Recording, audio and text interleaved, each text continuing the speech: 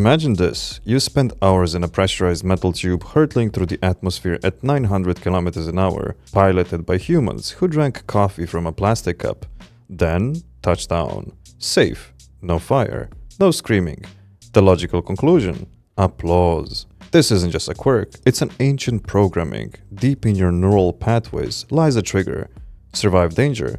Signal tribe. Feel relief. Applause becomes the audible release valve for collective anxiety, a ceremony of gratitude performed instinctively, even if 90% of you don't know why you're doing it. It's also about control. On land, you drive. In the air, you surrender.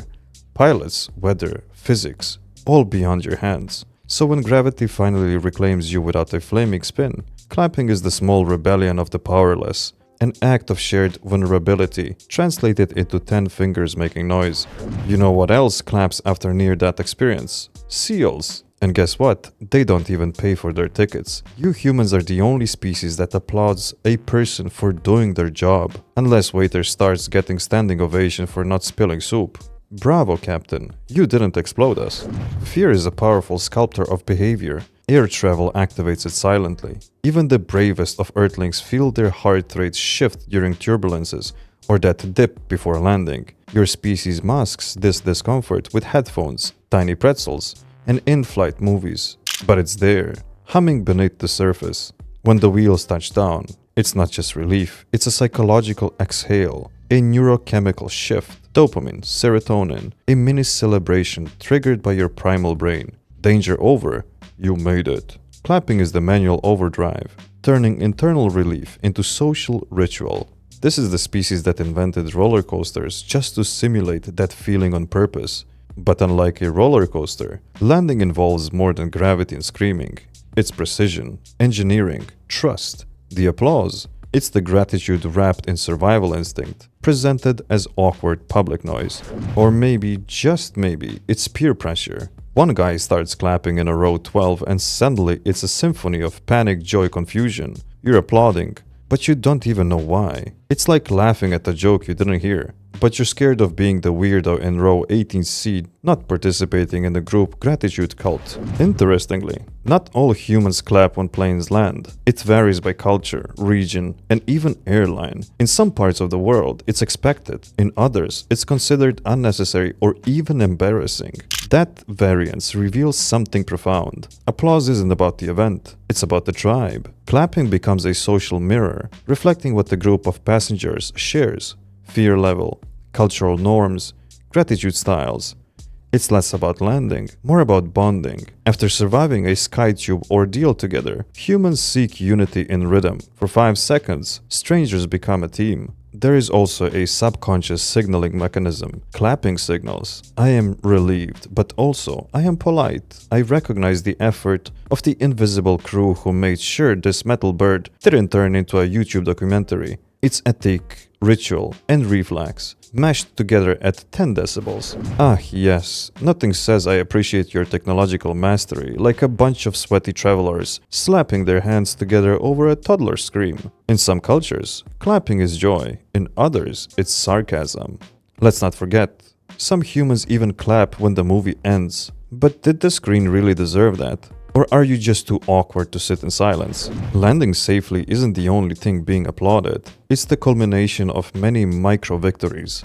Finding the gate, boarding in time, avoiding confrontation over armrests, surviving the bathroom, and finally, making it back to Earth. Your applause is the collective sight of, we endured this modern trial together. It's not just travel, it's survival in a compact, recycled air society of strangers. And when the ordeal ends without incident, it's only natural your species seeks ritualized exhale. Landing is more than physics. It's the end of a chapter. The clap is a punctuation mark. In a way, you're not clapping for the pilot, you're clapping for you, for being brave, for not screaming during turbulences, for not losing your luggage yet, for tolerating crying infants, chatty neighbors, suspicious smells, and overpriced crackers. The moment those wheels kiss the runway, you're not celebrating aviation, you're celebrating resilience. And let's be honest, you're also celebrating the fact that the person next to you who removed their shoes can now be avoided forever. Congratulations, Earthlings! You made it through 8 hours of recycled farts and silent headphone diplomacy. This deserves a trophy, or at least functioning knees. Consider this. Airplane pilots are among the most rigorously trained professionals in your species. Every landing is a result of thousands of hours of simulation, muscle memory,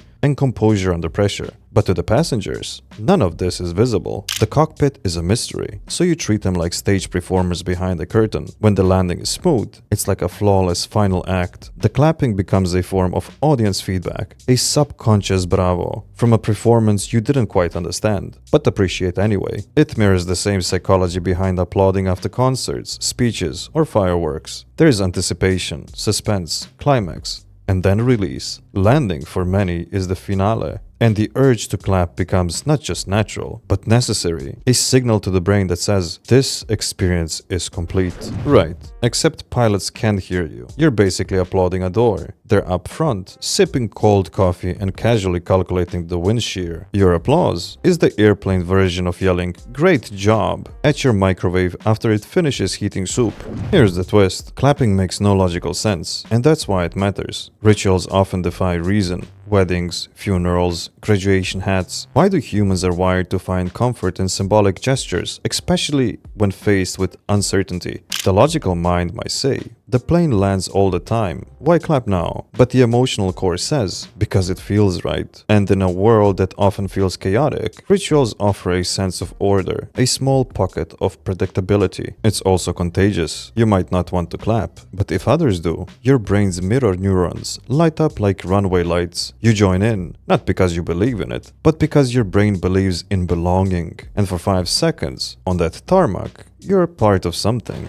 Ah yes, ritual. Like wearing socks with sandals, or pretending airplane peanuts are food. You clap not because it's meaningful, but because it's expected. It's crowd choreography, an emotional flash mob. Next time just chant, we didn't die, and hand out participation medals. Your ancestors clapped for everything. Fire, food, sunrise, successful hunts. Applause is ancient. It predates democracy, aviation, and even socks. It's your species' most primitive way of saying, that was good, do it again. And when you land, and the plane doesn't explode in a ball of regret, your biology goes, yes. And your palms meet like a tribal drum. It's less about conscious thought and more about inherited reflex. A celebratory exhale passes down from the age of spears and mammoths. And let's not overlook the thrill factor. Air travel still defies your natural instinct. You're flying in a metal tube at 900 kilometers an hour, 11 kilometers above the Earth. Your brain knows its routine, but your DNA is screaming, this is witchcraft. So when you survive the sorcery,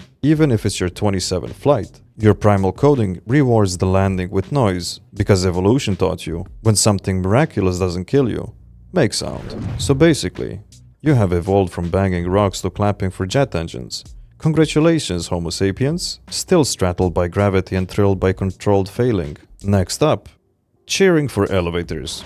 Beneath the casual vacation vibes and airplane selfies, there is the truth you all carry silently. A tiny silver of fear. Even seasoned flyers feel it. Takeoff jitters, mid-flight turbulences, the soft ding before announcement. Fear hums beneath the calm, and clapping becomes a collective therapy session, a ritualized release. It's your way of processing what your words once say. I was scared. I made it. We made it. The clap becomes courage, transmuted into sound. In psychology, this is known as completion energy. When a stressful event ends and the body seeks a sign that says, you're safe now.